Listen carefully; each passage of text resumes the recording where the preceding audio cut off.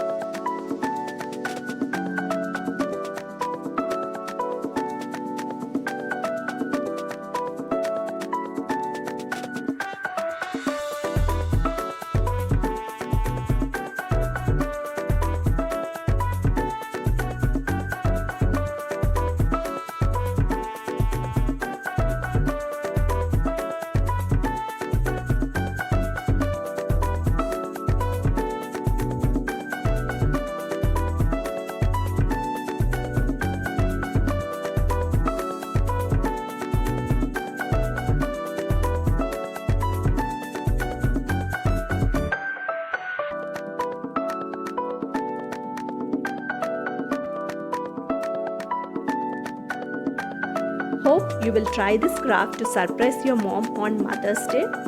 Wish you all moms a very happy Mother's Day. Keep rocking. See you with an art video soon. Thanks for watching.